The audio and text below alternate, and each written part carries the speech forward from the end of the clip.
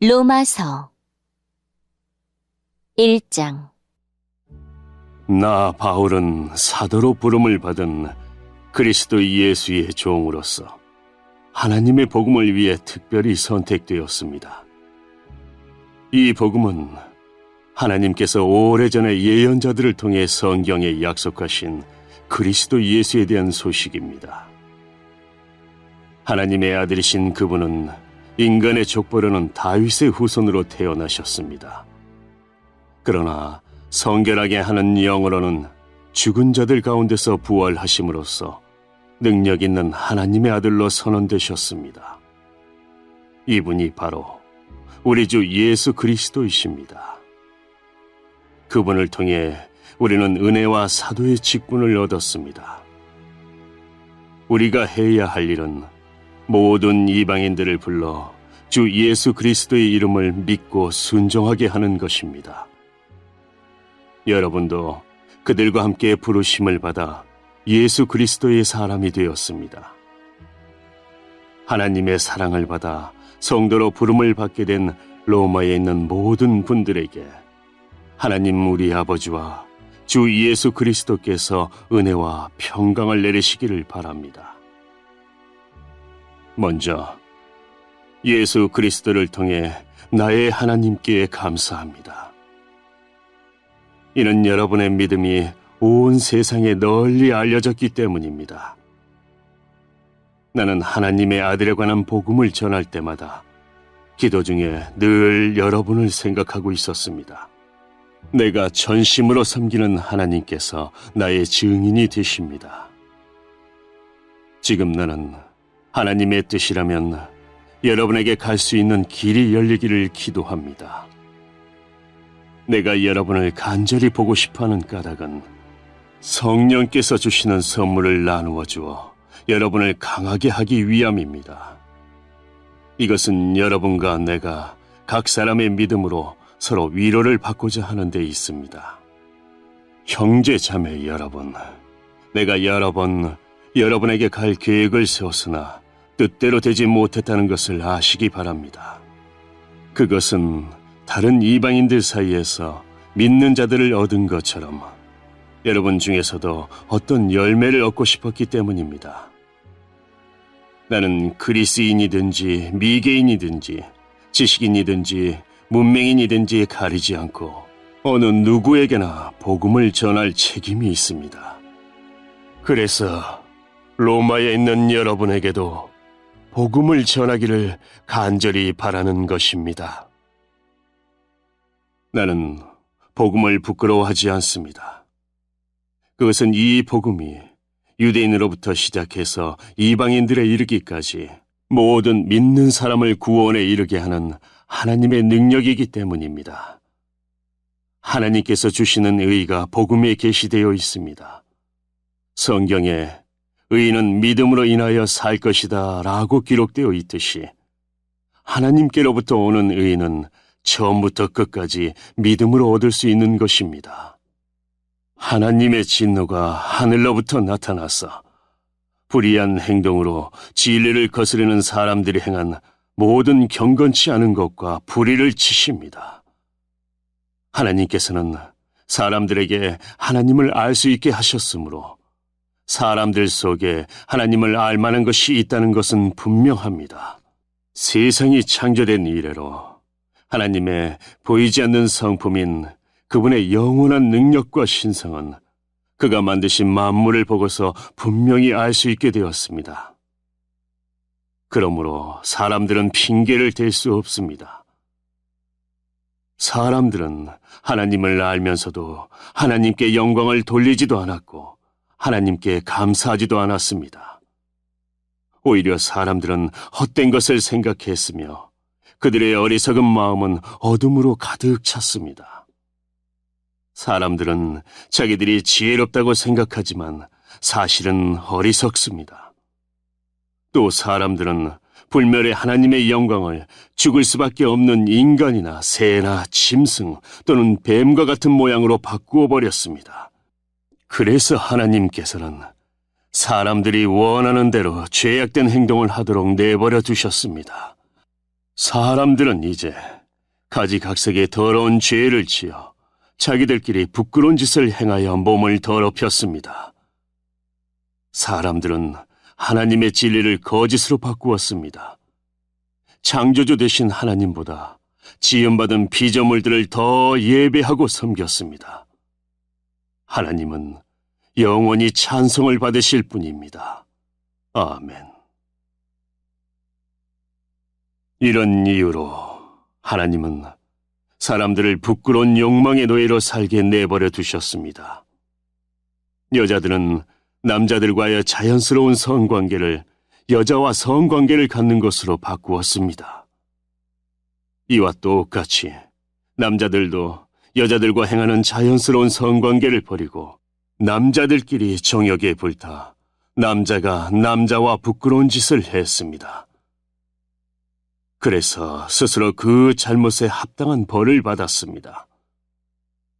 사람들이 하나님을 아는 것을 하찮게 여겼으므로 하나님께서는 사람들이 타락한 생각에 빠지게 하시고 사람들이 해서는 안 될 일들을 하게 내버려 두셨습니다. 그들은 온갖 불의와 악행과 탐욕과 악독으로 가득 찬 사람들입니다.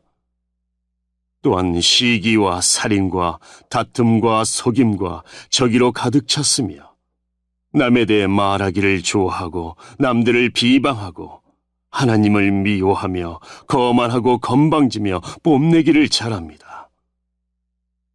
그들은 악한 일을 계획하고 부모님께 순종하지 않습니다. 그들은 양심도 없으며 약속을 지키지 않으며 친절하지도 않고 동정심도 없습니다. 사람들은 그런 일을 행하는 사람은 죽어 마땅하다는 하나님의 의로우신 법을 알면서도 자신들만 그런 악한 행동을 계속하는 것이 아니라 그런 행동을 저지르는 다른 사람들까지 잘한다고 두둔합니다. 2장. 그러므로 다른 사람을 판단하는 사람도 변명할 수 없게 되었습니다.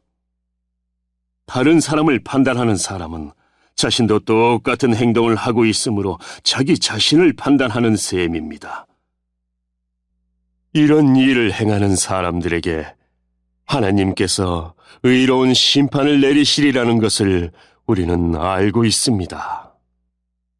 악한 일을 행하는 사람들을 판단하면서 실은 자신도 똑같은 일을 하고 있는 사람에게 한마디 하겠습니다. 그대가 혹시라도 하나님의 심판을 피할 수 있다고 생각합니까? 그렇지 않다면 하나님의 자비로우심이 여러분을 회개로 이끄신다는 것을 깨닫지 못하고 그분의 자비로우심과 넓으신 아량과 오래 참으심의 풍성함을 멸시하는 것입니까? 어리석게도 이런 사람은 완고하고 회개하지 않음으로 말미암아 하나님의 의로우신 심판이 나타나는 날에 받을 진노를 스스로 쌓고 있습니다. 하나님께서는 각 사람의 행한 그대로 갚아주실 것입니다. 인내로서 선한 일을 행하며 영광과 존귀와 영원한 것을 구하는 사람들에게는 하나님께서 영생을 주실 것입니다. 그러나 이기적인 욕심만 가득하여 진리를 거스르고 옳지 않은 것을 따르는 사람에게는 하나님께서 진노와 화를 내리실 것입니다. 악한 일을 행하는 모든 사람에게 환난과 고통이 있을 것입니다. 유대인으로부터 시작해서 이방인들에 이르기까지 그러할 것입니다. 그러나 선한 일을 행하는 모든 사람에게는 영광과 존귀와 평강이 있을 것입니다. 유대인으로부터 시작해서 이방인들에 이르기까지 그러할 것입니다. 그것은 하나님께서 모든 사람을 차별하지 않으시기 때문입니다. 율법을 모르는 사람들이 죄를 지으면 율법과 상관없이 망할 것이요. 율법을 아는 사람들이 죄를 지으면 율법에 따라 심판을 받을 것입니다. 그것은 하나님 앞에서는 율법을 듣는 사람이 의로운 사람이 아니라 오직 율법을 행하는 사람이라야 의롭다고 인정받기 때문입니다. 이런 까닭에 율법을 가지고 있지 않은 이방인들이 본성에 따라서 율법이 요구하는 대로 행하였다면 그 사람은 율법을 가지고 있지 않지만 자신이 자기에게 율법이 되는 것입니다. 이런 사람들은 율법이 요구하는 것이 그들 마음속에 새겨져 있는 것을 보여주며 그들의 양심이 그것을 증언하고 그들의 생각이 그들의 잘못을 고소하기도 하며 그들 자신을 변명하기도 합니다. 이 모든 일은 내가 전파한 복음대로 하나님께서 예수 그리스도를 통해 사람들의 비밀스러운 삶들을 심판하실 때 일어날 것입니다. 자신을 유대인이라 부르는 여러분은 어떠합니까? 여러분은 모세의 율법을 의지하며 하나님과 사귄다고 자랑합니다. 여러분은 하나님의 뜻이 무엇인지도 알며 율법을 배웠기 때문에 무엇이 옳은지도 분별할 수 있습니다. 여러분은 스스로가 안 멋보는 사람의 인도자요, 어둠 속에 있는 사람의 빛이라고 확신하고 있습니다. 또 율법에서 지식과 진리의 근본을 터득했다고 하면서 여러분 자신을 어리석은 사람의 교사요, 어린아이의 선생이라고 생각합니다. 그러는 여러분이 다른 사람은 가르치면서 왜 여러분 자신은 가르치지 않습니까? 다른 사람에게는 도둑질하지 말라고 설교하면서 여러분 자신은 왜 도둑질을 합니까? 간음하지 말라고 말하면서 여러분은 왜 간음을 행합니까? 우상은 미워하면서 여러분은 왜 신전에 있는 물건을 훔칩니까?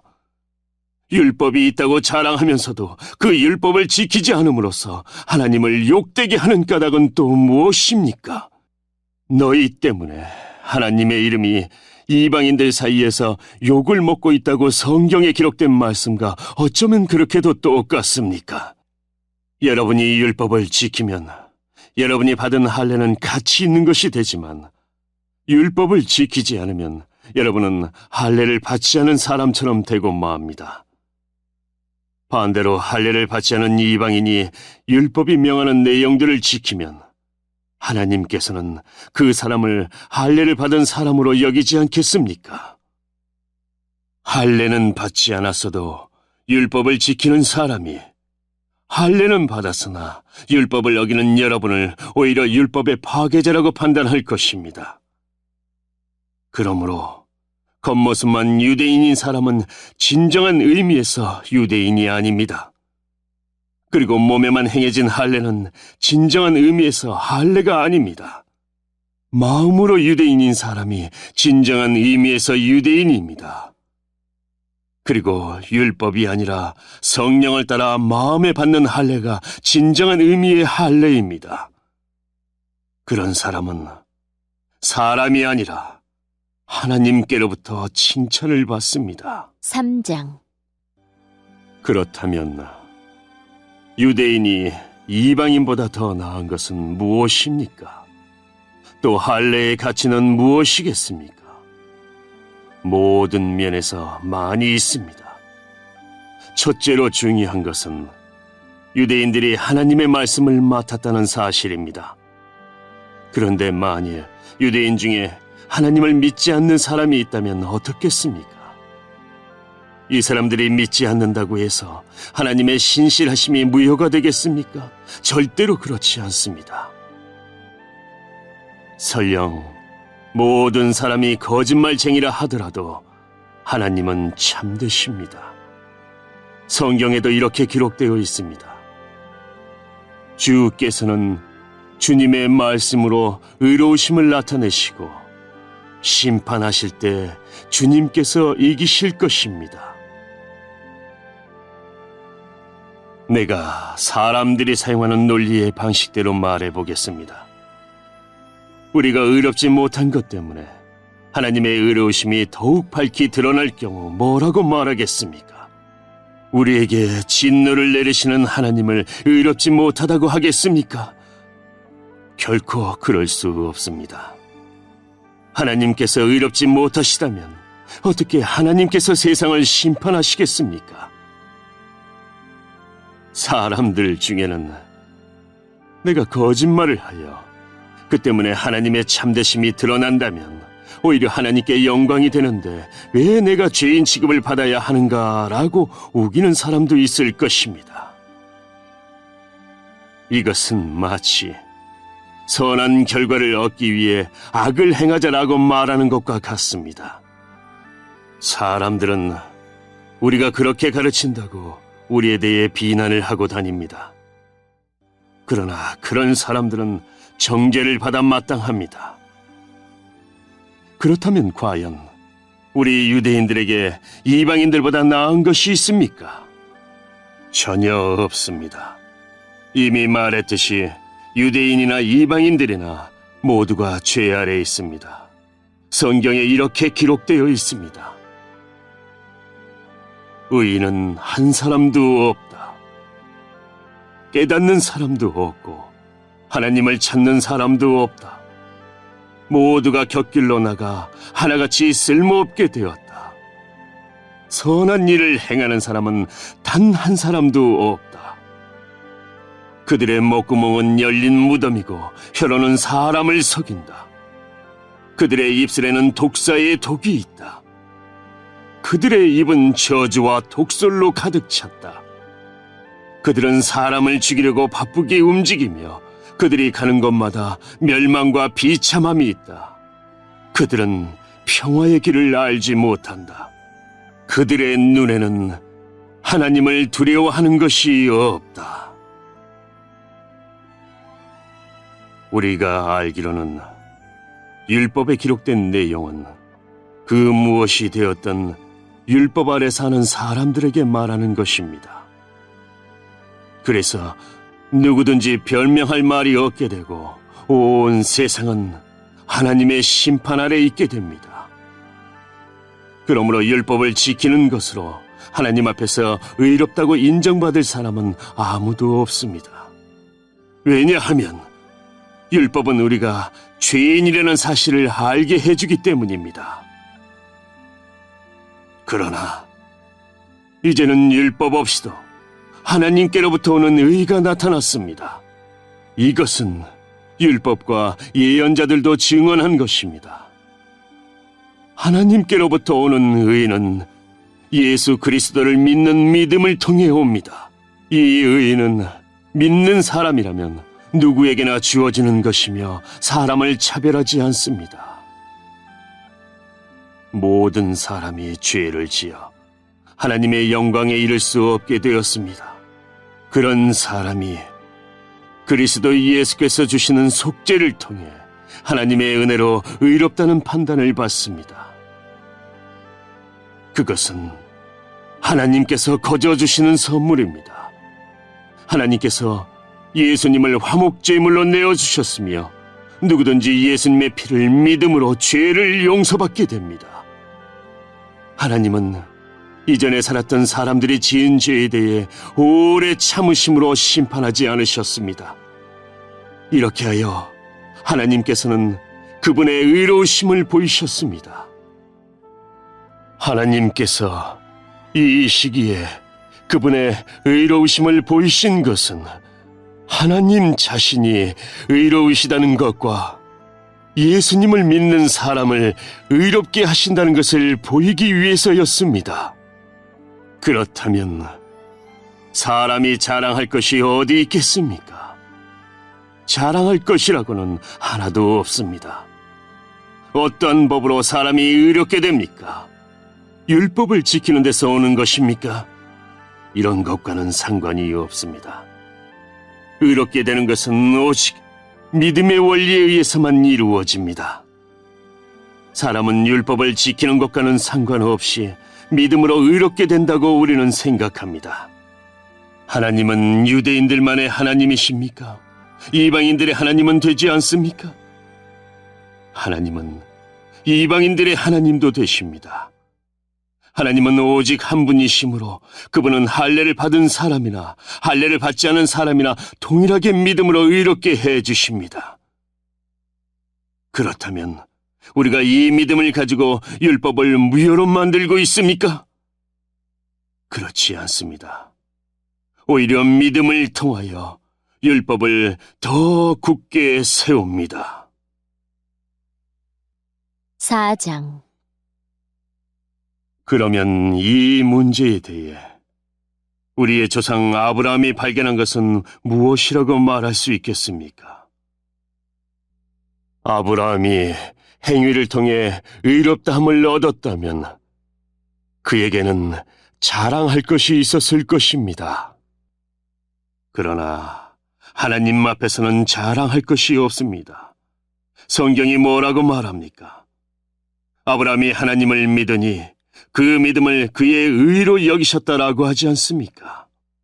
일을 해서 품삯을 받는 사람은 그가 받는 품삯을 당연히 받을 것을 받는 것으로 생각하지 선물을 받는 것으로 생각하지 않습니다. 그러나 이 일을 하지 않는데도 품삯을 받는 사람이 있다면 그가 경건하지 않은 사람을 의롭다고 여기시는 하나님을 믿기 때문에 하나님께서 그의 믿음을 보시고 의롭다고 여기시는 것이 됩니다. 다윗은 행한 것과는 관계없이 하나님께서 의롭다고 인정하시는 사람이 받은 복에 대해 다음과 같이 말했습니다. 자기 죄를 용서받고 자기 허물이 가려진 사람은 복이 있다. 주님께서 죄 없다고 인정해주는 사람은 복이 있다.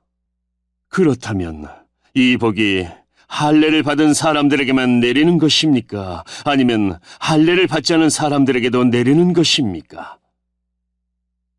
우리는 앞에서 아브라함의 믿음이 의로 여김을 받았다고 말했습니다. 어떤 상황에서 이런 일이 발생했습니까?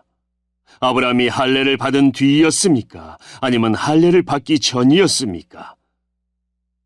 아브라함이 의롭다함을 받은 것은 할례를 받은 후가 아니라 할례를 받기 전이었습니다.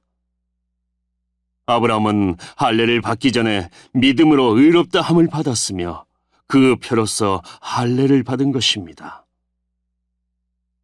그러므로 아브라함은 할례를 받지 않고도 하나님을 믿는 모든 사람들이 의롭다 여김을 받을 수 있도록 모든 믿는 사람의 조상이 되었습니다. 또한 아브라함은 할례받은 자의 조상이기도 합니다. 이 말은 그가 할례받은 사람들뿐만 아니라 우리 조상 아브라함이 할례를 받기 전에 가졌던 믿음의 발자취를 따라가는 사람들의 조상도 된다는 의미입니다. 하나님께서 아브라함과 그의 후손에게 그들이 세상을 물려받을 상속자가 되리라고 하신 약속은 율법을 통해 온 것이 아니라 믿음으로 인한 의를 통해 주신 약속입니다. 만일 율법을 지키는 사람이 상속자가 된다면 믿음은 쓸모가 없어지고 약속도 무용지물이 되고 말 것입니다. 율법은 하나님의 진노를 이야기하지만 율법이 없다면 율법을 범하는 일도 없을 것입니다. 그러므로 하나님의 약속은 믿음을 통해 주어집니다. 이렇게 하신 것은 하나님께서 아브라함의 모든 자손에게 약속을 은혜로 주시기 위해서입니다. 모세의 율법 아래 사는 사람뿐만 아니라 우리 모두의 조상 아브라함처럼 믿음으로 사는 사람들 전부가 아브라함의 자손이 됩니다. 성경에 내가 너를 많은 민족의 조상으로 삼았다고 기록되어 있는 것처럼 아브라함은 그가 믿은 하나님, 곧 죽은 사람도 살리시며 없는 것도 있게 하시는 하나님을 믿었습니다. 아브라함은 소망이 전혀 없었지만 하나님께서 내 자손이 이와 같이 많아질 것이다 라고 말씀하신 대로 자기가 많은 민족의 조상이 될 것을 믿고 소망하였습니다. 아브라함은 100살이나 되어 거의 죽은 사람이나 다름없게 되었고 살아도 나이가 많아 아기를 낳을 수 없다는 것을 알았지만 하나님을 믿는 믿음이 약해지지 않았습니다. 그는 하나님의 약속에 대해 불신하거나 의심하지 않고 오히려 그 약속을 굳게 믿어 하나님께 영광을 돌렸습니다. 아브라함은 하나님께서 친히 약속하신 것을 이루실 능력이 있다는 것을 확신했습니다. 이것이 바로 하나님께서 그 믿음을 그의 의로 여기셨다라고 말씀하신 이유입니다. 그의 의로 여기셨다는 말은 아브라함만을 위해 기록된 것이 아닙니다. 그 말은 우리 주 예수님을 죽은 자 가운데서 다시 살리신 분을 믿음으로 의롭다함을 얻게 될 우리를 위해서도 기록되었습니다. 예수님은 우리의 죄 때문에 죽임을 당하셨고 우리를 의롭게 하시려고 다시 살아나셨습니다. 5장 우리가 믿음으로 의롭다함을 받았으므로 우리는 우리 주 예수 그리스도로 말미암아 하나님과 함께하는 평강을 누리고 있습니다. 예수 그리스도에 의해서 또 믿음으로 우리는 지금 우리가 서 있는 이 은혜의 자리에 들어와 있습니다. 그리고 하나님의 영광을 소망하며 즐거워합니다. 이뿐만 아니라 우리는 환난을 당하더라도 즐거워합니다.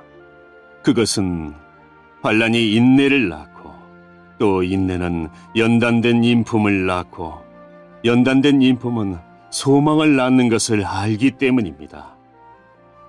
이 소망은 절대로 우리의 기대를 저버리지 않습니다. 그것은 하나님께서 우리에게 주신 성령을 통해 우리 마음에 하나님의 사랑을 부어주셨기 때문입니다. 우리가 아직 연약할 때에 그리스도께서 시의적절할 때에 경건하지 않은 사람들을 위해 죽으셨습니다. 의인을 위해 죽는 사람은 거의 없습니다. 간혹 선한 사람을 위해 죽겠다고 나서는 사람이 있을는지는 모르겠습니다. 그런데 그리스도께서는 우리가 아직 죄인이었을 때에 우리를 위해 죽으셨습니다. 이것으로써 하나님께서는 우리를 향한 그분의 사랑을 나타내셨습니다. 그러므로 우리는 그리스도의 피로 말미암아 의롭다함을 얻었으므로 우리가 그리스도를 통해 하나님의 진노로부터 구원을 받을 것은 더욱 확실합니다. 우리가 하나님과 원수가 되었을 때도 그리스도의 죽음을 통해 하나님과 화해하게 되었다면 이렇게 하나님과 화목을 누리고 있는 사람들이 그분의 생명으로 말미암아 구원을 받게 될 것은 더욱 확실합니다. 이뿐만 아니라 우리는 이제 우리 주 예수 그리스도를 통해 하나님 안에서 즐거워합니다. 예수 그리스도로 말미암아 이제 우리는 하나님과 화해하게 되었습니다. 그러므로 한 사람을 통해 죄가 세상에 들어왔고 그 죄를 통해 사망이 들어온 것처럼 모든 사람이 죄를 지었으므로 사망이 모든 사람에게 이르렀습니다. 하나님께서 율법을 주시기 전에도 죄가 세상에 있었지만 율법이 없을 때에는 죄를 죄로 여기지 않았습니다. 그러나 사망은 아담 시대부터 모세 시대에 이르기까지 심지어 아담이 지은 죄와 똑같은 죄를 짓지 않은 사람들마저 지배하였습니다. 아담은 장차 오실 분의 모형입니다. 하지만 하나님께서 주시는 은혜는 아담이 지은 죄와 비교가 되지 않습니다. 많은 사람이 그 한 사람의 죄 때문에 죽었다면 한 사람 예수 그리스도의 은혜로 인한 하나님의 은혜와 선물은 많은 사람에게 더욱 넘쳤습니다. 또한 하나님의 선물과 아담의 죄는 차이가 있습니다. 한 사람의 죄 때문에 심판이 오게 되고 모든 사람을 정죄에 이르게 했으나 하나님의 은혜의 선물은 많은 범죄 때문에 오게 되어 많은 사람에게 의롭다함을 받게 하였습니다.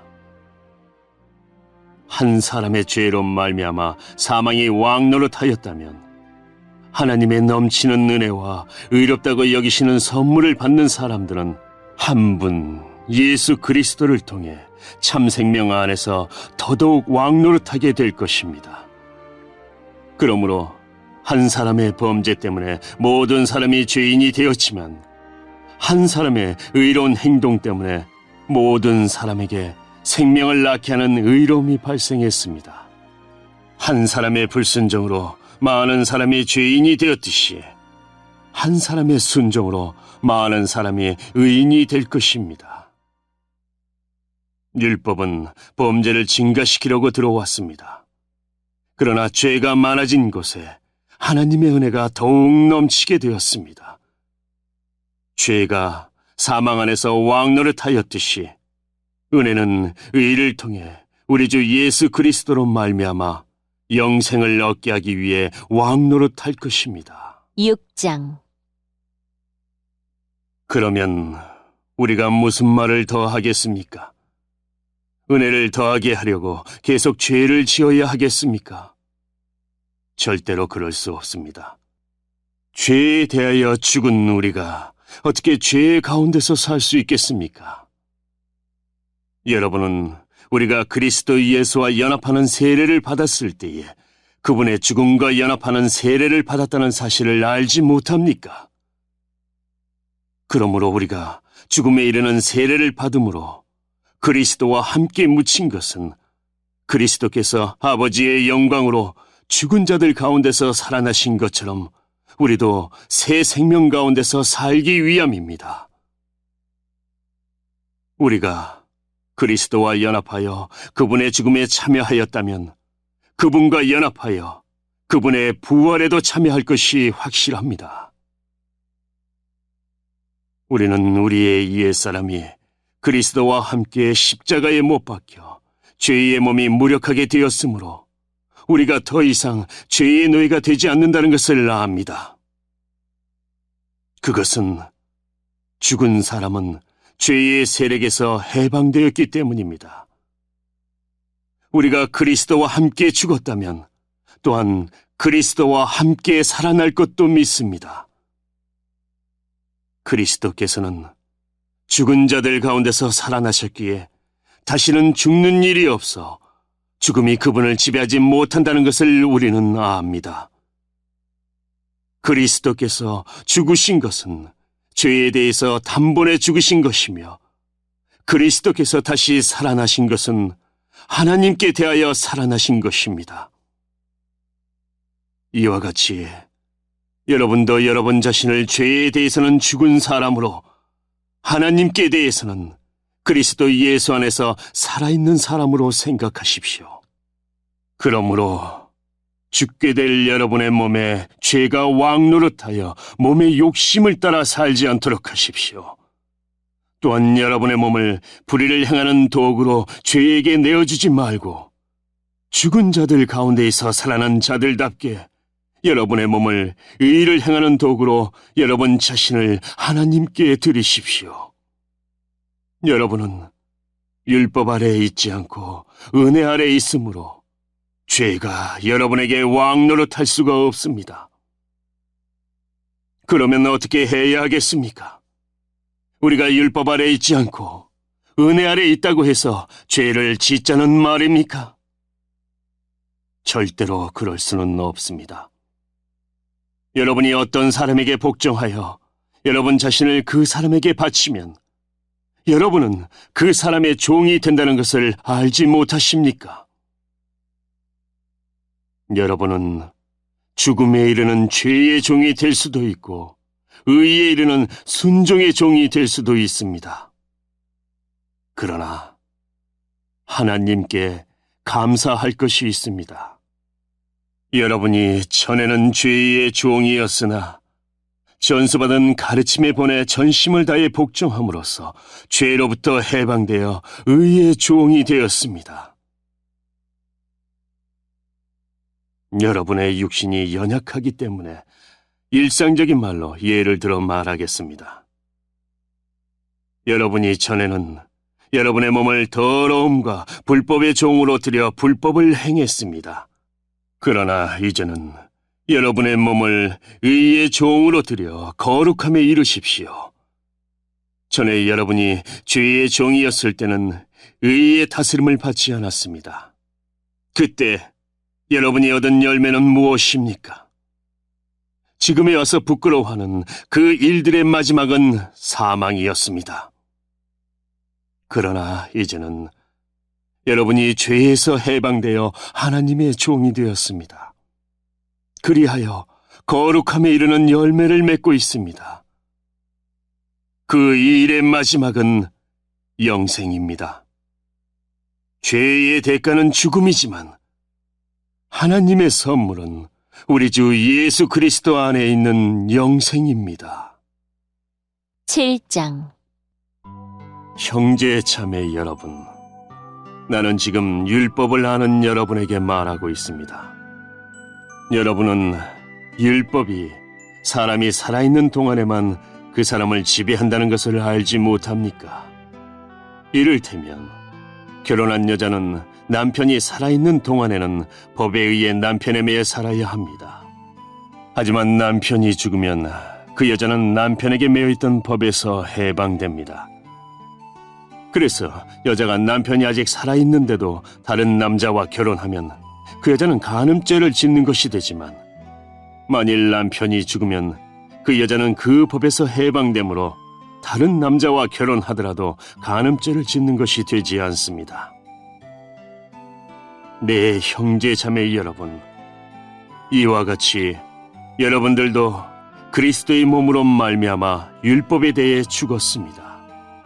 이제 여러분은 하나님께 열매를 맺기 위해 다른 분, 곧 죽은 사람들 가운데서 살아나신 그분의 사람이 되었습니다.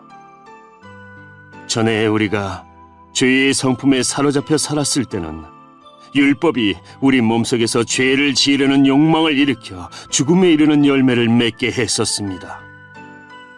그러나 이제 우리는 우리를 가둔 율법에 대해 죽고 율법으로부터 해방되었습니다.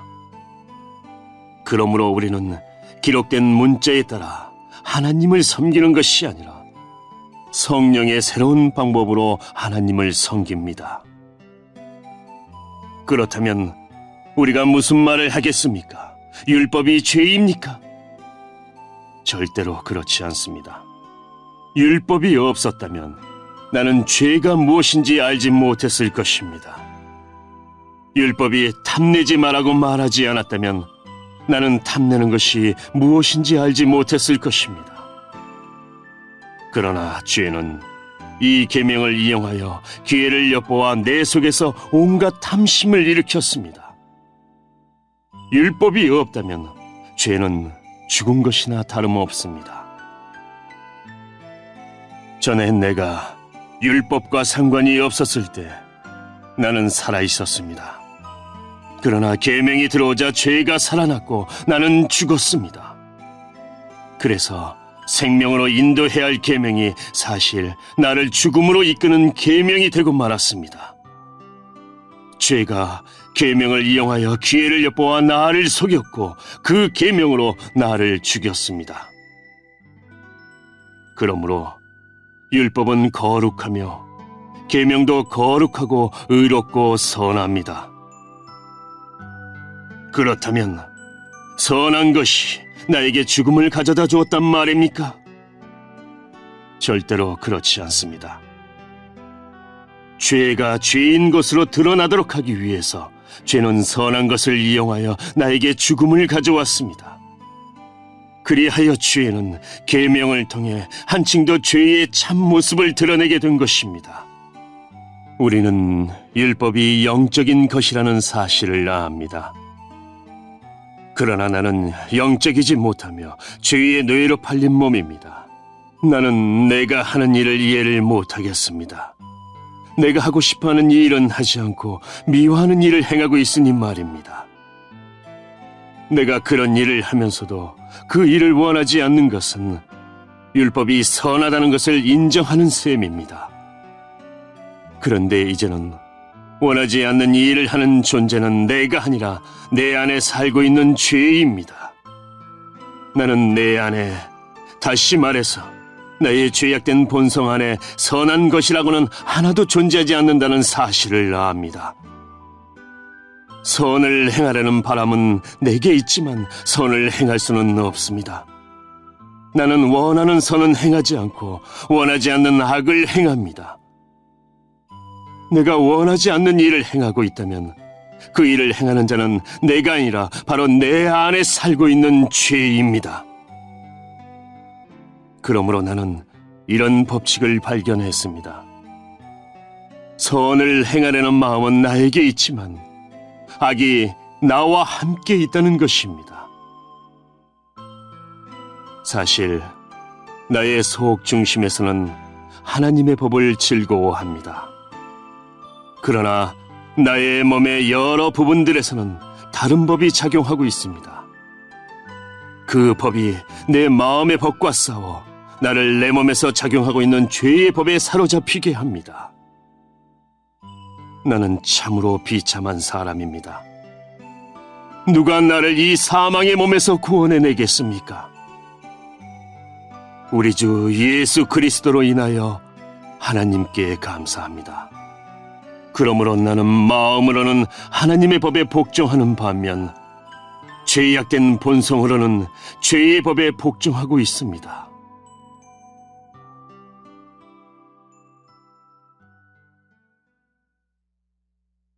(8장) 그러므로 이제 그리스도 예수 안에 있는 사람은 정죄를 받지 않습니다. 그것은 그리스도 예수 안에서 생명을 주시는 성령의 법이 죄와 사망의 법에서 여러분을 해방시켰기 때문입니다. 율법이 죄의 본성 때문에 연약하여 할 수 없었던 것을 하나님께서는 죄를 없애기 위해 자신의 아들을 죄 있는 사람의 모양으로 보내심으로써 행하셨습니다. 하나님께서는 죄인들 속에 거하고 있는 죄에 대해 유죄 판결을 내리셨습니다.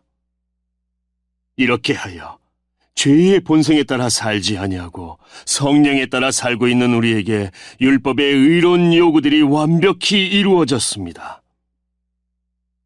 죄의 본성을 따라 사는 사람들은 죄의 본성이 바라는 일을 생각하지만 성령을 따라 사는 사람들은 성령이 바라시는 일을 생각합니다. 죄의 본성의 지배를 받는 사람의 생각은 죽음이지만 성령의 지배를 받는 사람의 생각은 생명과 평강입니다.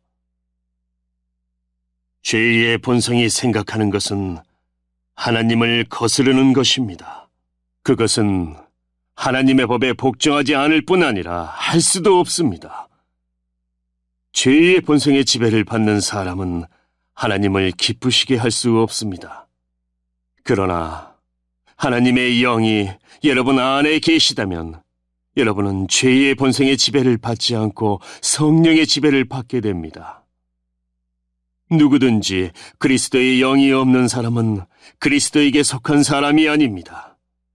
반면 그리스도께서 여러분 안에 계시다면 여러분의 몸은 죄 때문에 죽은 존재이지만 여러분의 영은 의 때문에 살아 있습니다. 예수님을 죽은 사람들 가운데서 다시 살리신 분의 영이 여러분 안에 살아계시면 여러분 안에 계신 그분의 영으로서 여러분의 죽을 몸도 살리실 것입니다. 그러므로 형제 여러분, 우리는 빚을 진 사람들입니다. 그러나 죄의 본성을 따라 살아야 하는 죄의 본성에 빚진 사람이 아닙니다. 죄의 본성에 따라 산다면 여러분은 죽을 것입니다. 그러나 성령의 도우심을 받아 몸의 악한 이를 죽인다면 여러분은 살 것입니다. 왜냐하면 하나님의 영으로 인도받는 사람들은 누구나 하나님의 자녀이기 때문입니다. 여러분이 받은 성령은 여러분을 다시 두려움에 이르게 하는 노예로 만드는 영이 아니라 여러분을 하나님의 자녀가 되게 하는 영이십니다. 그래서 우리는 그 성령을 의지하여 아바, 아버지라고 부를 수 있는 것입니다.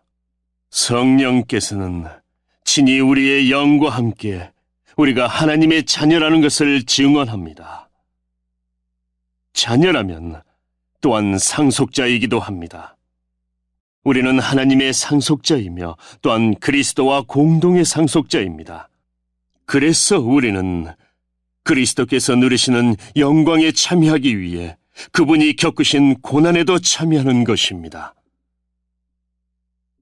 나는 현재 우리가 겪는 고난은 장차 우리에게 나타날 영광과 비교하면 아무것도 아니라고 생각합니다. 모든 피조물은 하나님의 자녀들이 나타나기만을 간절히 기다리고 있습니다. 피조물은 허무하게 되었습니다. 그렇게 된 것은 피조물이 원해서가 아니라 그렇게 하신 하나님의 뜻 때문이었습니다. 하지만 소망은 있습니다. 그것은 피조물도 썩어짐의 굴레에서 해방되어 하나님의 자녀가 누리는 영광스러운 자유에 참여하리라는 소망입니다. 우리는 모든 피조물이 이제까지 신음하고 해산의 고통을 겪고 있다는 것을 압니다. 피조물만 아니라 성령의 첫 열매를 받은 우리들 자신도 속으로 신음하며 우리가 하나님의 자녀가 되는 것과 우리 몸이 구속될 것을 간절히 기다리고 있습니다. 우리는 이러한 소망으로 구원을 받았습니다. 눈에 보이는 소망은 소망이 아닙니다. 보이는 것을 소망하는 사람이 어디 있겠습니까? 따라서 우리가 아직 보지 못한 것을 소망한다면 우리는 그것을 인내함으로 기다려야 합니다. 이처럼 성령께서는 우리의 약함을 도와주십니다. 우리는 무엇을 기도해야 하는지도 모르지만 성령께서는 말로 다 표현할 수 없는 간절함으로 우리를 위해 중보 기도를 하십니다.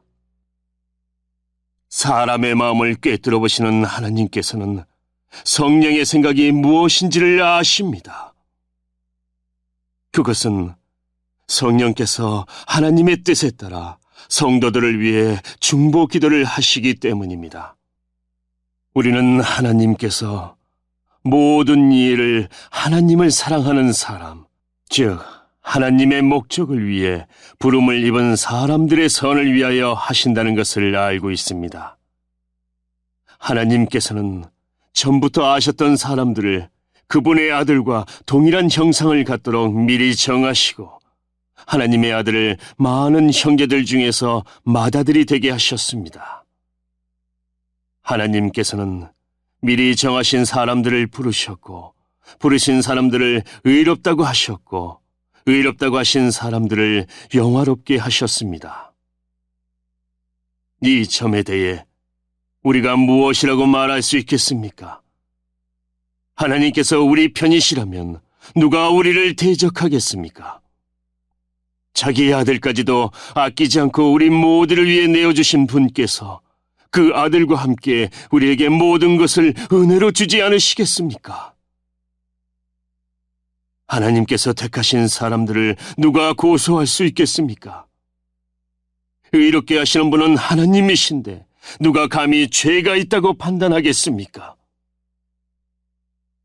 죽으신 분은 그리스도 예수이십니다. 그분은 죽으셨을 뿐만 아니라 다시 살아나 하나님의 오른편에 앉아 계시면서 우리를 위해 중보 기도를 하고 계십니다. 누가 우리를 그리스도의 사랑에서 끊을 수 있겠습니까? 환난입니까? 아니면 어려움입니까? 핍박입니까? 그렇지 않으면 굶주림입니까? 헐벗음입니까? 위험입니까? 아니면 칼입니까? 성경에 기록된 것처럼 우리는 하루 종일 주님을 위해 죽음에 직면하고 있습니다. 우리는 도살당할 양과 같은 대접을 받았습니다. 그러나 우리는 우리를 사랑하신 하나님을 힘입어 이 모든 것을 이기고도 남습니다. 나는 확신합니다. 죽음이나 생명이나 천사들이나 하늘의 권세자들이나 현재일이나 장래일이나 어떤 힘이나 가장 높은 것이나 깊은 것이나 그 밖에 어떤 피조물이라도 우리를 우리 주 그리스도 예수 안에 있는 하나님의 사랑에서 끊을 수 없습니다. 9장. 나는 그리스도 안에서 진리를 말하고 거짓말을 하지 않습니다. 이것은 성령 안에서 내 양심이 확증하는 사실입니다.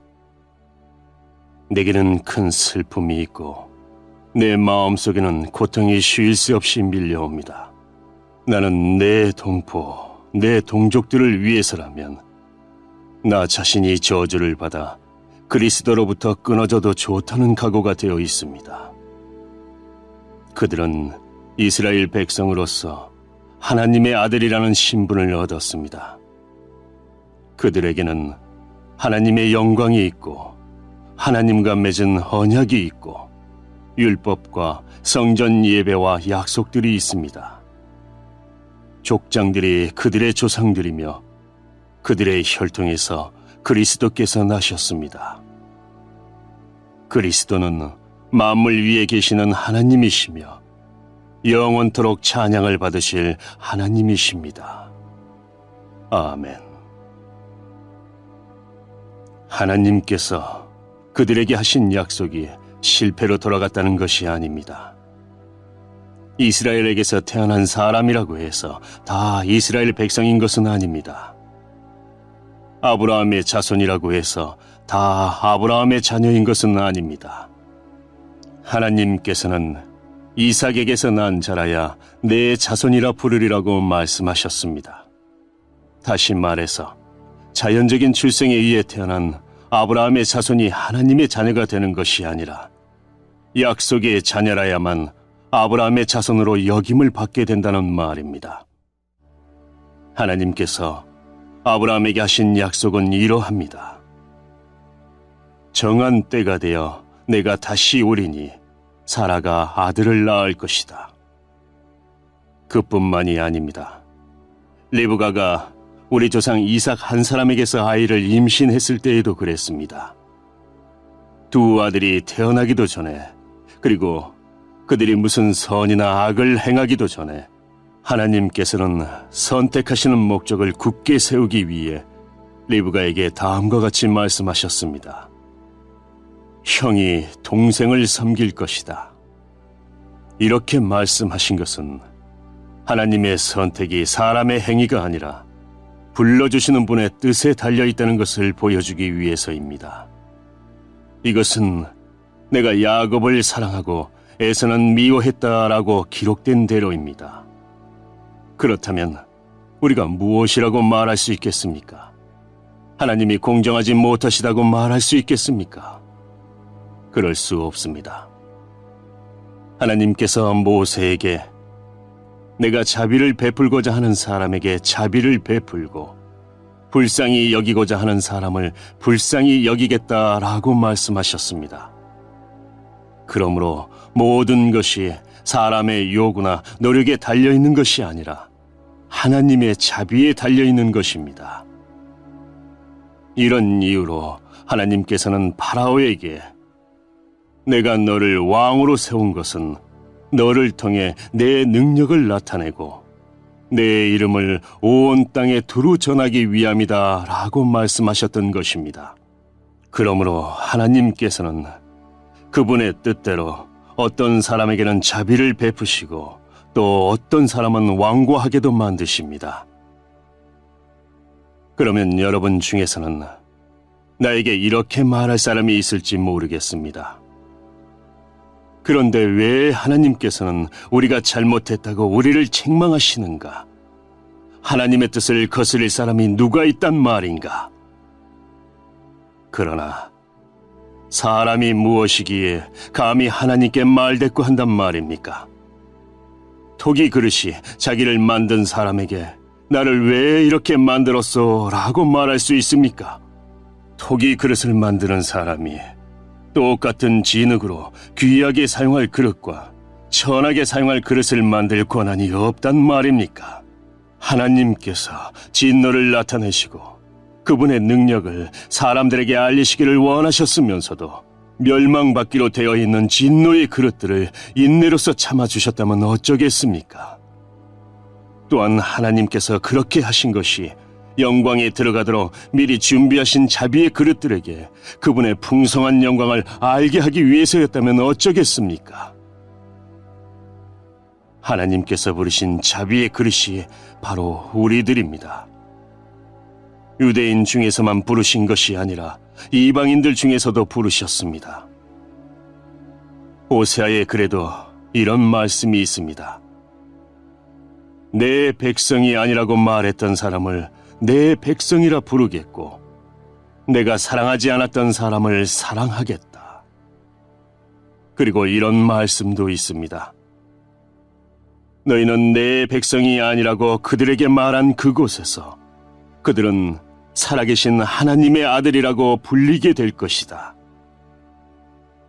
또한 이사야는 이스라엘에 관해 이렇게 외쳤습니다. 이스라엘 자손들의 수가 바닷가의 모래처럼 많을지라도 남은 자만 구원을 얻을 것이다. 주님께서 약속하신 말씀을 이 땅에서 신속하고 철저하게 이루실 것이다.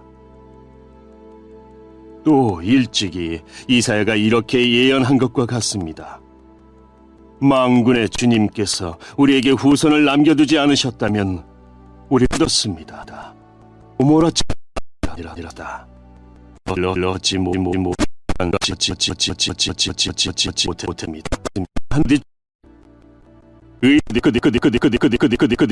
믿음에서 나오는 의를 얻었습니다. 그러나 이스라엘은 의의 율법을 추구했지만 그것을 얻지 못했습니다. 왜 얻지 못했을까요? 그것은 그들이 믿음에서 나오는 의를 추구한 것이 아니라 그 의가 마치 행위에서 나오는 것으로 생각하고 의를 추구했기 때문입니다. 그래서 그들은 걸림돌에 걸려 넘어지고 말았습니다. 성경에 보아라, 내가 시온에 사람들의 발에 부딪히게 하는 돌과 사람들을 걸려 넘어지게 하는 바위를 놓으리니 그를 믿는 사람은 부끄러움을 당하지 않을 것이다 라고 기록된 것과 같습니다.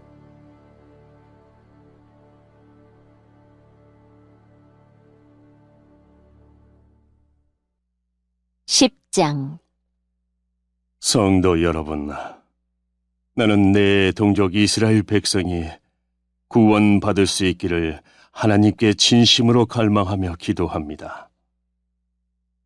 이스라엘에 관해 나는 이렇게 증언할 수 있습니다.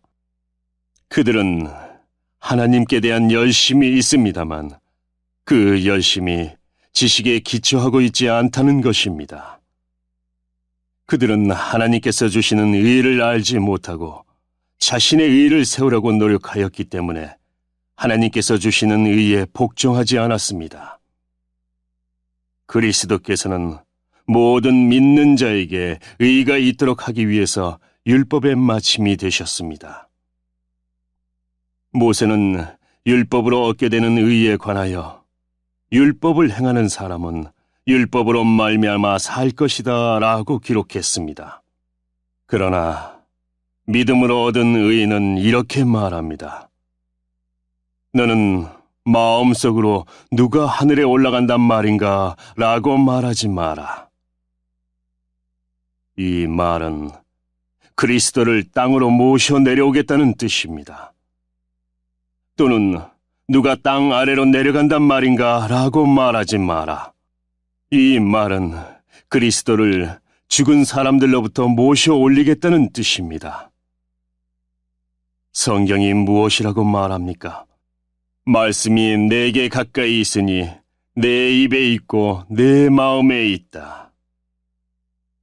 이것이 바로 우리가 선포하는 믿음의 말씀입니다. 여러분이 만일 여러분의 입으로 예수님은 주님이시다라고 고백하고 또 마음으로 하나님께서 그리스도를 죽은 자들 가운데서 다시 살리신 것을 믿으면 여러분은 구원을 얻을 것입니다.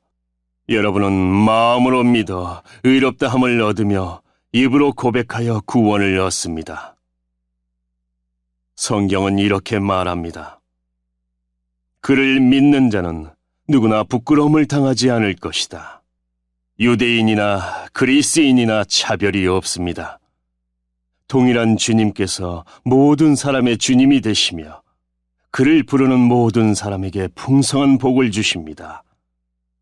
그것은 누구든지 주님의 이름을 부르는 자는 구원을 얻을 것이기 때문입니다. 그러면 그들이 믿지 않는 분을 어떻게 부를 수 있겠습니까? 또 그들이 들은 적이 없는 분을 어떻게 믿을 수 있겠습니까?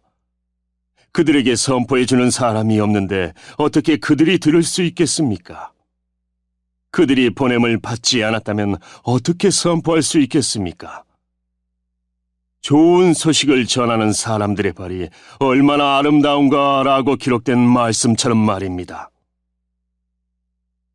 그러나 이스라엘 백성이 다 복음을 받아들인 것은 아닙니다. 이사야가 이렇게 말하였습니다. 주님, 우리가 전한 것을 누가 믿었습니까?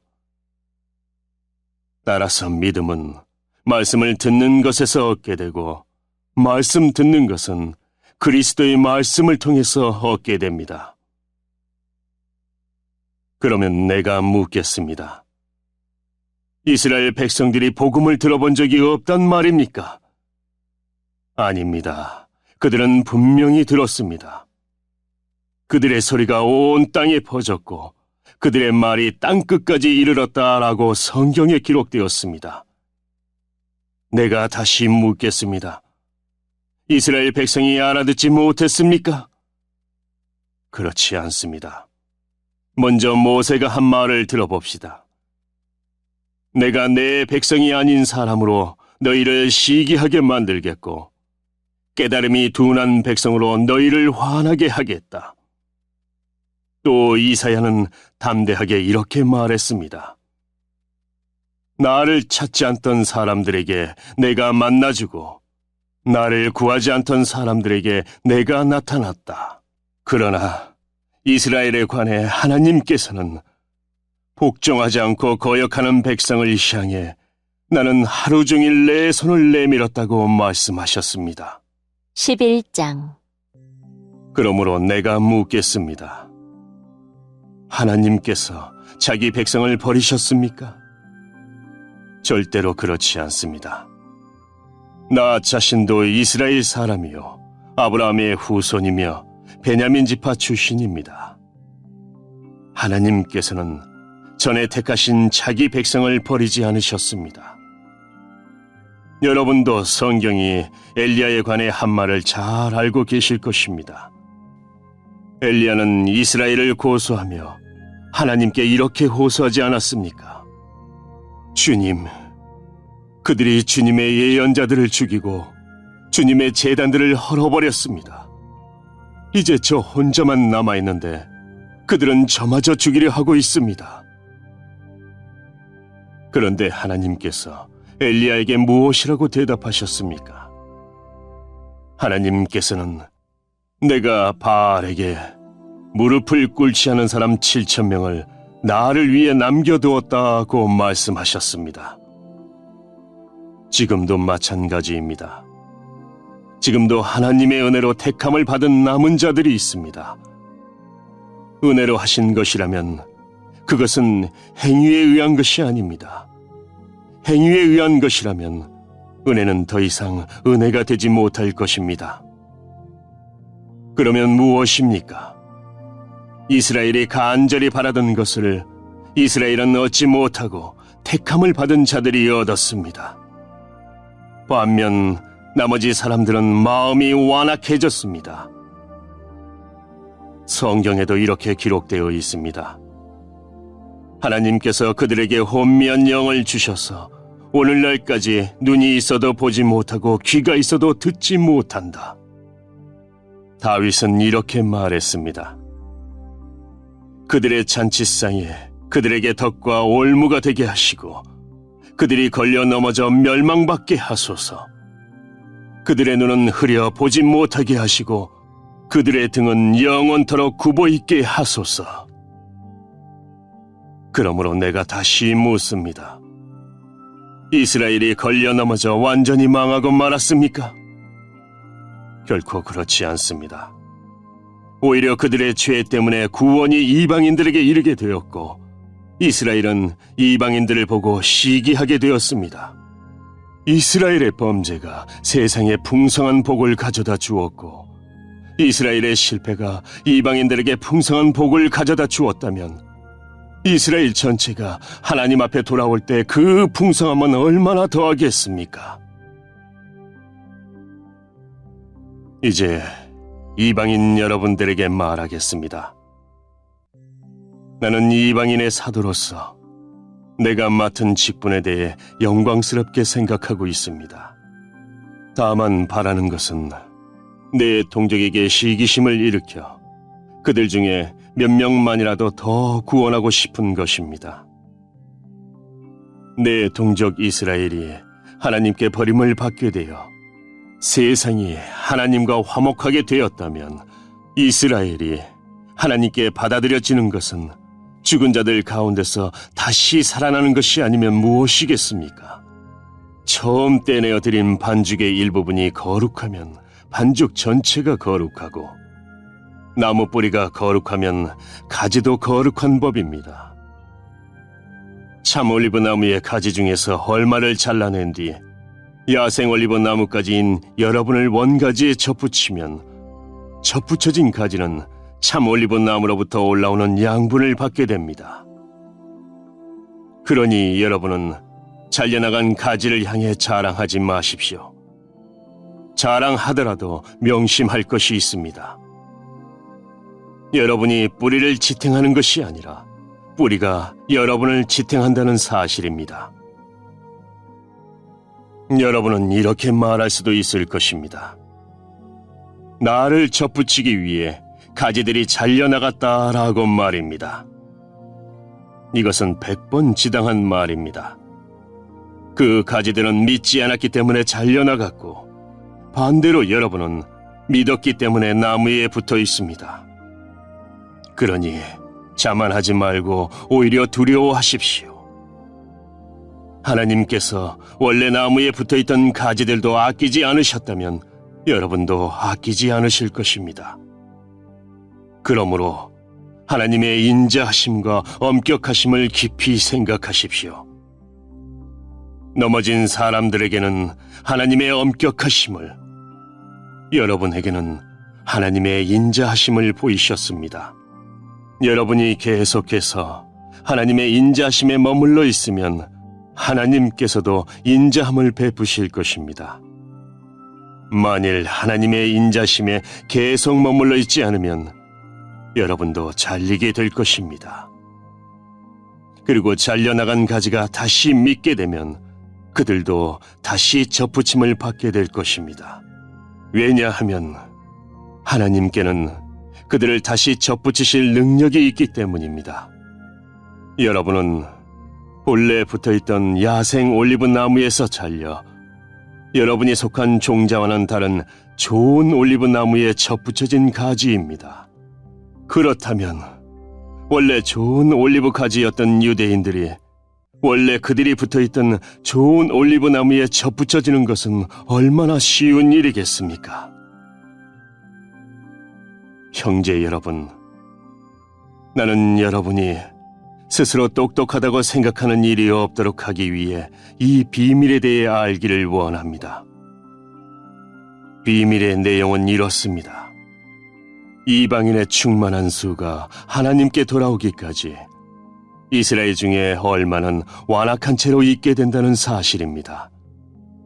그리하여 온 이스라엘이 구원을 얻을 것입니다. 성경에 이렇게 기록되어 있습니다. 구원자가 시온에서 나와 야곱의 자손에게서 경건하지 못한 것을 제거할 것이다. 이것은 내가 그들의 죄를 없앨 때에 그들과 맺을 내 언약이다. 복음의 관점에서 볼 때 이스라엘은 여러분들 때문에 하나님의 원수가 되었습니다.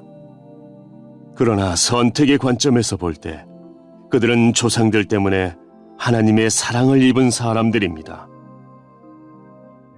하나님께서는 선물을 주시고 부르신 후에 물으는 법이 없습니다. 전에 하나님께 불순종하던 여러분이 이제 이스라엘이 불순종한 것 때문에 자비를 얻게 되었듯이 현재 이스라엘이 불순종하는 것은 여러분에게 내린 하나님의 자비하심을 그들도 받기 위해서입니다.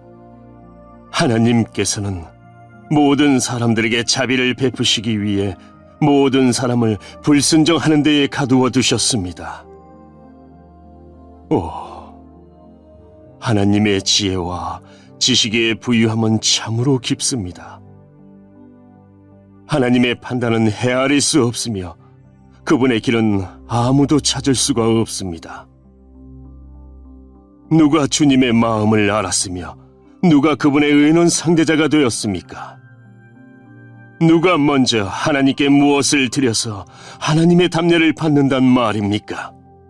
이는 모든 것이 하나님께로부터 나왔고 하나님의 보살핌으로 보존되며 하나님의 영광을 위해 존재하기 때문입니다.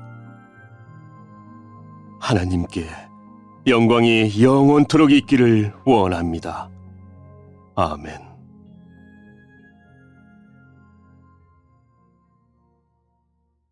(12장) 그러므로 성도 여러분, 나는 하나님의 자비로서 여러분에게 권합니다. 여러분의 몸을 하나님을 기쁘시게 하는 거룩한 살아있는 제물로 드리십시오. 이것이야말로 여러분이 마땅히 드려야 할 영적인 예배입니다. 여러분은 이 세상을 본받지 말고 마음을 새롭게 하여 변화를 받으십시오. 그러면 여러분은 하나님의 선하시고 기뻐하시고 온전하신 뜻이 무엇인지를 분별할 수 있게 될 것입니다. 하나님께서 나에게 주신 은혜를 힘입어 여러분 한 사람 한 사람에게 말씀드리겠습니다. 여러분은 여러분 자신에 대하여 마땅히 생각해야 할 것 외에 다른 것을 생각하지 마십시오. 여러분은 하나님께서 각자에게 주신 믿음의 분량대로 냉철한 판단을 가지고 자신에 대하여 생각하십시오. 사람에게 몸이 있고 그 몸에는 많은 지체가 있어 그 지체들이 하는 일이 각기 다른 것처럼 우리도 여럿이지만 그리스도 안에서 한 몸을 이루었고 한 사람 한 사람이 서로에 대해 지체로서 연결되어 있습니다. 우리는 하나님께서 우리에게 주신 은혜에 따라 저마다 다른 선물을 받았습니다. 예를 들어 그것이 예언의 선물이라면 믿음의 분량대로 그 선물을 사용하십시오. 봉사하는 선물이면 봉사하는 일로, 가르치는 선물이면 가르치는 일로, 격려하는 선물이면 격려하는 일로, 남을 구제하는 선물이면 너그럽게 나누는 일로, 지도하는 선물이면 열성을 다해, 자선을 베푸는 것이면 기쁨으로 그 선물을 사용하십시오. 사랑은 거짓이 없어야 합니다. 악을 미워하고 선을 굳게 붙드십시오. 형제 자매를 사랑하듯이 서로 사랑하며 자신보다 남을 더 존경하십시오. 열심히 일하고 게으르지 마십시오. 성령으로 달궈진 마음을 가지고 주님을 섬기십시오. 소망을 가지고 기뻐하십시오. 환난 속에서도 잘 참으십시오. 꾸준히 기도하십시오. 성도들에게 필요한 것을 나눠주십시오. 나그네를 후하게 대접하십시오. 여러분을 핍박하는 사람들을 축복하십시오. 그들을 위해 복을 빌고 저주하지 마십시오. 기뻐하는 사람들과 함께 기뻐하고 슬퍼하는 사람들과 함께 슬퍼하십시오. 서로 한 마음이 되십시오. 교만한 마음을 품지 마십시오. 하찮아 보이는 사람들과도 기꺼이 사귀십시오. 스스로 지혜 있는 척하지 마십시오. 아무에게도 악을 악으로 갚지 마십시오. 모든 사람이 보기에 선한 일을 하십시오. 여러분 쪽에서 할 수 있는 일이라면 모든 사람과 더불어 화평하게 지내십시오. 사랑하는 여러분, 여러분이 직접 원수를 갚지 말고 하나님의 진노에 맡기십시오. 성경에 이렇게 기록되어 있습니다. 주님께서 말씀하시기를 원수 갚는 것이 나에게 있으니 내가 갚을 것이라. 여러분은 이렇게 하십시오. 원수가 먹을 것이 없어 굶고 있으면 먹을 것을 주고 목말라 하면 마실 것을 주십시오. 그렇게 하는 것은 그의 머리 위에 숯불을 쌓는 것이기 때문입니다. 악에게 지지 말고 선으로 악을 이기십시오. 13장. 누구든지 국가의 권세 잡은 사람들에게 복종하십시오. 하나님께서 세우시지 않은 권세란 없습니다. 세상에 있는 권세는 다 하나님께로부터 나왔습니다. 그러므로 그 권세를 거스르는 것은 권세를 세우신 하나님을 거스르는 것과 같습니다. 그런 사람은 심판을 받게 될 것입니다. 의로운 일을 하는 사람에게는 통치자들이 두려움의 대상이 아니지만 악한 일을 행한 사람에게는 두려움의 대상입니다. 권세 잡은 사람을 두려워하지 않고 싶습니까? 그렇다면 의로운 일을 행하십시오. 그러면 그에게 칭찬을 받을 것입니다. 통치자는 여러분에게 유익을 주기 위해 일하는 하나님의 일꾼입니다. 그러나 여러분이 악을 행한다면 두려워하십시오. 그가 공연히 칼을 차고 있는 것이 아닙니다. 그는 하나님의 일꾼으로서 악을 행하는 사람에게 벌을 내리는 하나님의 진노를 집행하는 사람입니다. 그러므로 권세에 복종하십시오. 단지 벌 받을 것이 두려워서가 아니라 양심 때문에 복종해야 합니다. 여러분이 세금을 바치는 것도 같은 이유에서입니다. 통치자들은 바로 이런 일에 종사하는 하나님의 일꾼들입니다. 모든 사람에게 해야 할 의무를 다하십시오. 국세를 바쳐야 할 사람에게는 국세를 바치고 관세를 바쳐야 할 사람에게는 관세를 바치십시오. 두려워해야 할 사람은 두려워하고 존경해야 할 사람은 존경하십시오. 다른 사람을 사랑하는 빛 이외에는 아무 사람에게 아무런 빚도 지지 마십시오. 남을 사랑하는 사람은 율법을 온전히 이룬 것이나 다름없습니다. 율법에 간음하지 마라, 살인하지 마라, 도둑질하지 마라, 탐내지 마라는 계명과 그 밖에 여러 다른 계명들이 있지만 이 모든 계명은 내 이웃을 내 몸과 같이 사랑하라는 하나의 말씀으로 요약될 수 있습니다. 사랑은 이웃에게 악을 행하지 않습니다. 그러므로 사랑은 율법의 완성입니다. 이런 행동을 해야 하는 것은 여러분도 알고 있다시피 벌써 잠에서 깨어날 때가 되었기 때문입니다. 이제 우리의 구원이 처음 믿었을 때보다 더 가까워졌습니다. 밤이 거의 다 지나 낮이 가까웠습니다. 그러므로 어둠의 행실을 벗어버리고 빛의 갑옷을 입읍시다. 낮에 활동하는 사람처럼 단정히 행동합시다. 난잡한 유흥을 즐기지 말고 술 취하지 마십시오. 성적으로 문란하거나 퇴폐적인 생활을 버리십시오. 다투지 말고 질투하지 마십시오. 주 예수 그리스도로 옷 입으십시오. 죄의 본성이 바라는 정욕을 만족시키는 생각을 하지 마십시오.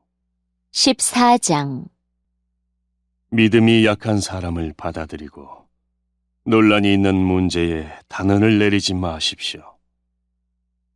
자기가 가지고 있는 믿음에 따라 모든 음식을 먹는 사람이 있지만 믿음이 약하여 채소만 먹는 사람도 있습니다. 모든 음식을 먹는 사람은 채소만 먹는 사람을 업신여기지 마십시오. 또 채소만 먹는 사람은 모든 음식을 먹는 사람을 비난하지 마십시오. 이는 하나님께서 그를 받으셨기 때문입니다. 여러분이 누구이기에 남의 종을 판단하십니까? 그가 서 있든지 넘어지든지 그것은 자기 주인이 관여할 문제입니다. 종이 서 있게 된다면 그것은 주님께서 그를 서게 할 수 있기 때문입니다. 어떤 날을 다른 날보다 더 중요하다고 생각하는 사람이 있는가 하면 모든 날이 다 같다고 여기는 사람도 있습니다. 이럴 경우 사람마다 자기 마음에 확신이 있어야 합니다. 어떤 날을 더 중요하게 여기는 사람도 주님을 위해 그런 생각을 하는 것이고 어떤 음식이나 다 먹는 사람도 주님을 위해 먹는 것입니다. 그는 음식을 먹을 때 하나님께 감사한 마음을 갖습니다. 음식을 가려 먹는 사람도 주님을 위해 그리하며 그 사람도 하나님께 감사한 마음을 가집니다. 우리 중에 자기 자신만을 위해 사는 사람은 한 명도 없으며 자기 자신만을 위해 죽는 사람도 없습니다. 우리가 산다면 그것은 주님을 위해 사는 것이고 죽는다면 주님을 위해 죽는 것입니다. 그러므로 살든지 죽든지 우리는 주님의 것입니다. 그리스도께서는 죽은 사람만 아니라 살아있는 사람의 주님이 되기 위해서 죽으셨다가 다시 살아나셨습니다. 그런데 여러분은 왜 여러분의 형제를 비판합니까? 왜 형제를 업신여깁니까? 우리는 다 하나님의 심판대 앞에 설 사람들입니다. 성경에도 이렇게 기록되어 있습니다. 주님께서 말씀하시기를 내가 살아있나니 모든 무릎이 내 앞에 꿇을 것이요 모든 혀가 하나님께 자백할 것이다. 그러므로 우리는 각자 자신이 한 일에 대해 하나님께 사실대로 말씀드리게 될 것입니다. 그런즉 다른 사람에 대해 심판하지 맙시다. 우리가 더욱 힘쓸 것은 형제의 길에 그를 넘어지게 하는 것이나 장애물을 놓지 않겠다고 결심하는 일입니다.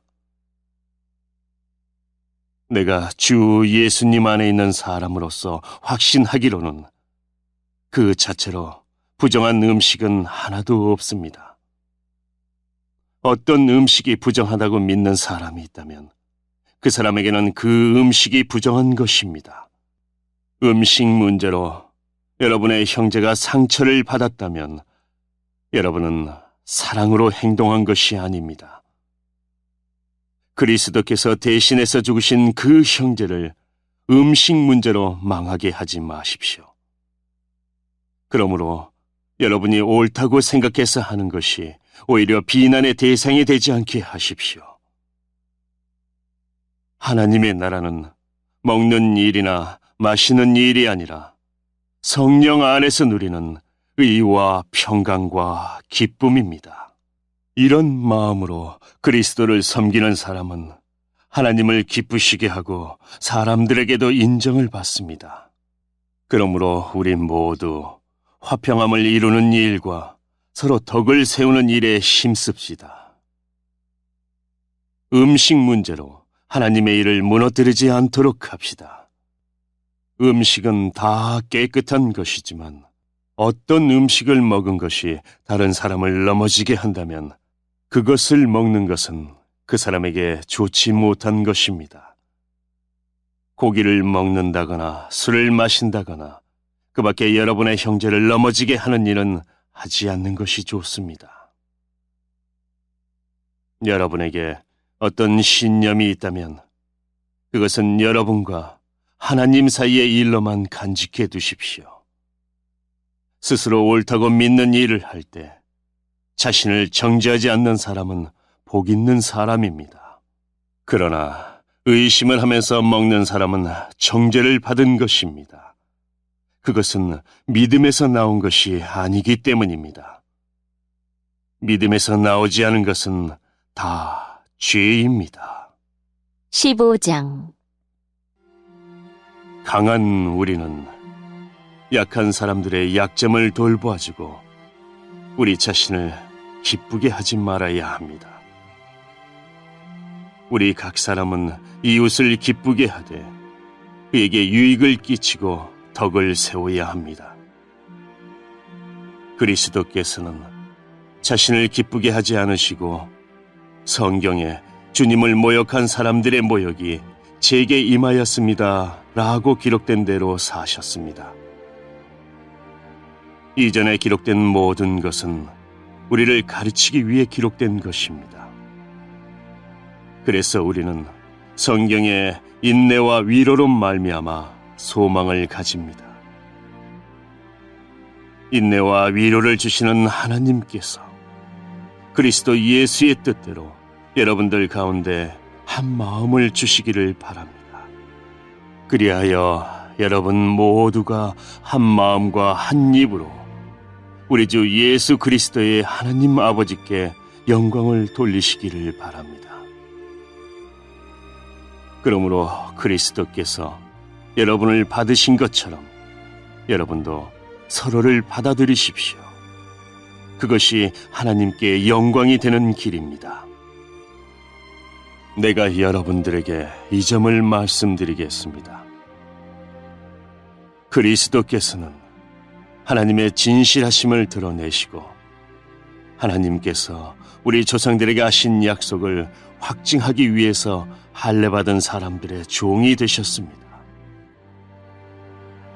그래서 이방인들이 하나님께서 베푸신 자비에 대해서 하나님께 영광을 돌리게 된 것입니다. 성경에 이렇게 기록되어 있습니다. 그러므로 내가 이방인 중에서 주님을 찬양하고 주님의 이름을 찬송하겠습니다. 또 이렇게 기록되어 있습니다. 이방인들아, 하나님의 백성과 함께 기뻐하여라. 또한 이런 말씀이 있습니다. 너희 모든 이방인들아, 주님을 찬양하여라. 너희 모든 백성아, 그를 찬송하여라. 또 이사야는 이렇게 말했습니다. 이새의 뿌리에서 나와 이방인들을 다스릴 이가 올 것이다.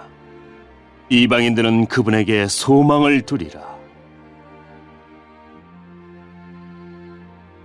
여러분들이 하나님을 신뢰할 때 소망의 하나님께서 모든 기쁨과 소망으로 여러분을 채우셔서 성령의 능력으로 여러분에게 소망이 차고 넘치게 하시기를 바랍니다. 나의 형제 자매 여러분, 나는 여러분이 선함이 가득하며 완전한 지식이 있으며 서로 권면할 만한 능력이 있다고 확신합니다. 그러나 하나님께서 내게 주신 은혜 때문에 여러분이 기억해 주기를 바라는 마음으로 몇 가지 일에 대해 담대하게 이렇게 글을 씁니다. 하나님께서는 나를 이방인을 위한 그리스도 예수의 일꾼이 되게 하셨습니다. 나는 이방인들이 성령으로 거룩하여지고 하나님께서 받으실 만한 제물이 되도록 하기 위해 하나님의 복음을 전하는 제사장의 직무를 담당하였습니다. 그러므로 나는 그리스도 예수 안에서 하나님을 섬긴 일을 자랑스럽게 생각합니다. 그리스도께서 내가 전하는 말과 행동을 통해 이방인들을 하나님께 복종하게 하신 일 이외에는 어떤 것도 감히 말하지 않겠습니다. 이방인들이 하나님께 복종하게 된 것은 표적과 놀라운 일과 성령의 능력으로 이루어졌습니다. 나는 예루살렘에서부터 일루리곤에 이르기까지 모든 지역을 다니며 그리스도의 복음을 충만하게 전파했습니다. 나는 다른 사람이 닦아놓은 터 위에 집을 세우지 않으려고 그리스도의 이름을 들어보지 못한 지역에 다니며 복음을 전하는 일에 힘썼습니다. 성경에 이렇게 기록되어 있습니다. 주님에 대한 소식을 받지 못한 사람들이 볼 것이요 듣지 못한 사람들이 깨달을 것이다. 내가 여러 차례 여러분에게 가려고 했으나 가지 못한 이유가 바로 여기 있습니다. 그런데 이제는 이 지역에서 더 이상 내가 일할 만한 곳이 없고 또 여러 해 전부터 여러분에게 가기를 원했으므로 스페인으로 가는 길에 여러분을 방문하여 잠시 여러분과 함께 지내면서 기쁨을 나누다가 여러분의 도움을 받아 스페인으로 가기를 소원합니다. 그러나 지금은 예루살렘에 있는 성도들에게 구제 헌금을 전하러 예루살렘으로 가는 길입니다. 그것은 마케도니아와 아가야 사람들이 예루살렘에 있는 가난한 성도들을 도우려고 기쁜 마음으로 구제 헌금을 마련하였기 때문입니다. 그들이 기쁜 마음으로 헌금은 했지만 사실 그들은 예루살렘 성도들에게 빚을 진 사람들입니다. 이방인들은 유대인들로부터 영적인 복을 나누어 가졌으므로 물질적인 것으로서 유대인들에게 나누어줄 의무가 그들에게 있습니다. 그래서 나는 예루살렘에 있는 가난한 성도들에게 돈을 가져다 주는 일을 마치려 합니다. 유대인들은 이방인들이 주는 이 열매를 받을 것이라고 나는 확신합니다. 이 일을 다 마친 뒤에 여러분에게 들렸다가 스페인으로 가려고 합니다. 내가 여러분에게 갈 때에는 그리스도의 넘치는 복을 가지고 가게 되리라고 생각합니다. 성도 여러분, 우리 주 예수 그리스도와 성령의 사랑으로 여러분에게 부탁합니다. 내가 기도하듯이 여러분들도 하나님께 간절히 기도해 주시기를 바랍니다. 유대에 사는 믿지 않는 사람들에게서 나를 구해달라고 기도해 주시고 내가 예루살렘으로 가져가는 구제 헌금을 그곳 성도들이 기쁘게 받을 수 있도록 기도해 주십시오. 그렇게 되면 나는 하나님의 뜻을 따라 기쁜 마음으로 여러분에게 가서 여러분과 함께 쉴 수 있을 것입니다. 평강의 하나님께서 여러분 모두에게 함께 하시기를 바랍니다. 아멘.